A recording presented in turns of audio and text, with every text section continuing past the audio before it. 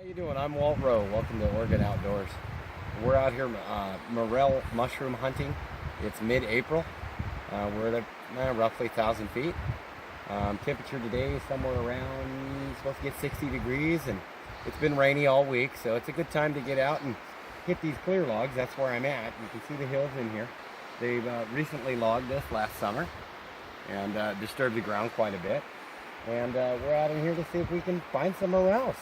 So if we get lucky, I'll let you know. What you do is you just get out and you just really go slow, because you can see these things almost too late. You go to pick one, and before you know it, there's one or two of them. I was just moseying there, and I noticed that there's one little one growing right there. I didn't almost see. He's only been up a day or two here, maybe even less. Now what I do is I just take my thumbnail there, the stem isn't a big value, and pinch it right off and leave this spore in the ground. So we just mosey along here. You get one, you got more usually. So they seem to spore together. Take your time.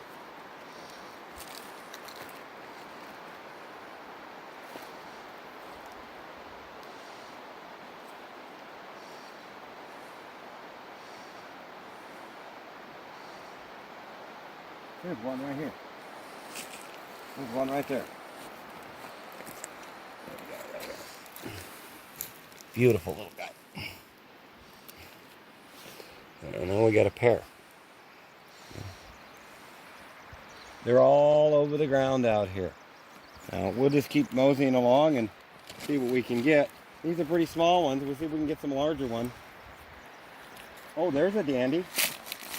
There's a dandy. I can see it from here. Come on over. Oh, I see another one. Well, we got a couple of them down here. There's a dandy right here. Real good one. These sides are a little bit easier to see. And there's another one right there. You see where that one there, he came up and pushed the bark? He pushed the bark right open where he come up. Here's one here. There's one here. There's one there. Now I only seen the one from up there, so they seem to be popping. Oh, here's one right here I walked over. Looks like I'm gonna get some eats tonight. Like I say, wait till the temperature gets around 55 or so during the day. You want to try to get it above freezing at night, and we've had that for the last week or so. It's been pretty warm. And a little rain like that, and you trigger them. Pow, pow, pow. Little things crop, so. I'm going to be busy here picking this little patch. I'll catch you back up with you after a while. I did kind of a rookie mistake here. I was moseying along here, and I went and done this. I stepped on the darn thing. But what I'll do is just wipe it off and pick it anyways. It's still a dandy. I'll just dry it up. But a caterpillar come through here, you see, and push this berm up. And when he did, he disturbed things in here real good. And if you start looking here, there's a dandy growing right here. I'll just grab that little guy. He can go on with us. And then right up in here, there's another one in here. You see this one? And then there's one right there. And I see some more on the other side of this little berm. So that's the beautiful part about morel hunting, where you don't usually get with other mushrooms, is if you get conditions right, you can't do nothing wrong. And if you get conditions wrong, you can't do nothing right. So keep that in mind. If I would have been in here maybe a week earlier, there probably wouldn't have been a thing on the ground here. Or if I would have got here a week later, these would have all been dried up, shriveled, no good for nothing. So I'm gonna get in here and get these couple. These are just beautiful, beautiful mushrooms right here. Try to get that stem in the ground. And, I've been told, I don't know, but I like to kind of shake them off a little bit. and it releases the little spores that are in these holes. Normally I have a cloth bag, but I didn't bring it with me today because I really didn't expect to find anything. So I'm sort of forced to use a brown bag. But if you could use a cloth bag with holes in it, something that you would use for laundry, that works really well, because then the spores have a chance to drop out as you pack it along. There's a couple of more right up underneath there. See right in there? Something eat a little hole in the top of that, but I'll just eat what he didn't eat. Look at that right there. I just got a 1/4 pound here in this one little spot.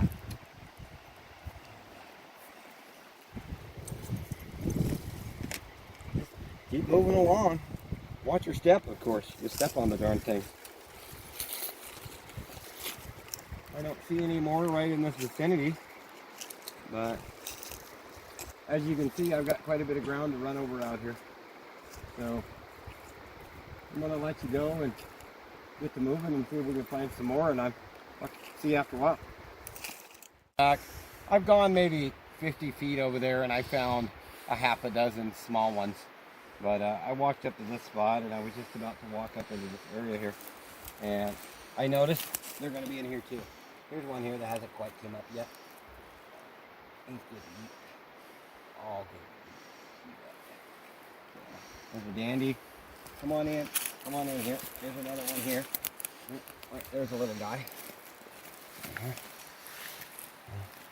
I know the sunshine out here, it's kind of helping me out with making mushrooms grow, but it's a little hard to shoot a video with it on there. There's one right there I didn't see until just now.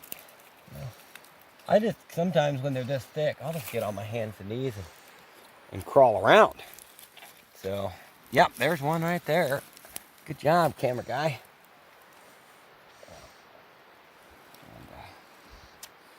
I'm going to just take a second here and scan.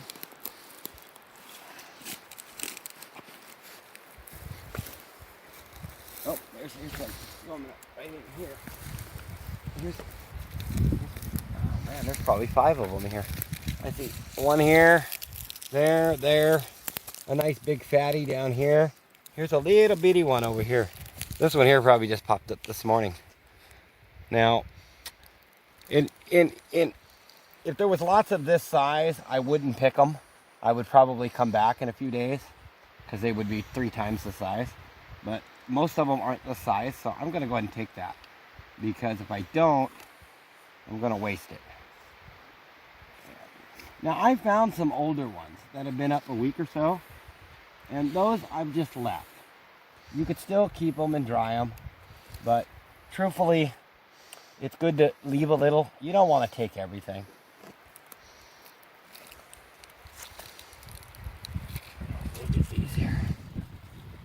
Oh, look at that little guy coming up right up there on that little hump right there. I can get over there and get that one. Look at this little beautiful specimen.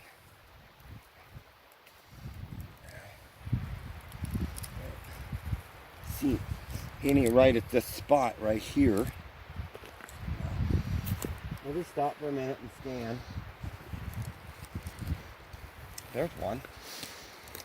There's one over there. Right here. Now, if you think you're going to go out and hunt morel mushrooms, hit a patch like this, you might want to think again. You know, you might get, a serious mushroom hunter might find a patch or 2 like this in a year. But the novice guy that just goes out recreational from time to time, he may not find a patch like this in his life.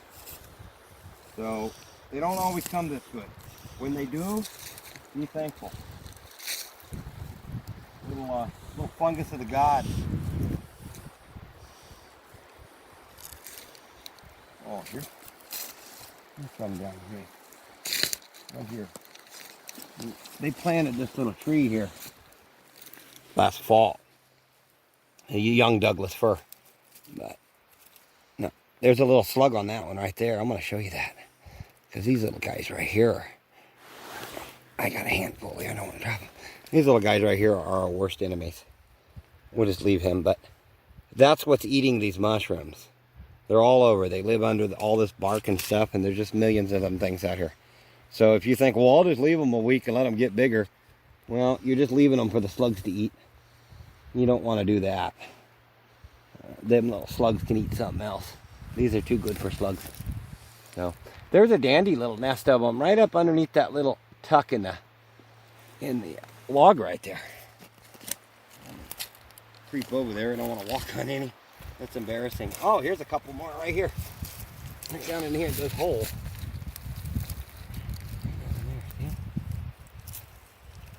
So, and I see two more over there. Right here's a couple of nice ones. Nice ones.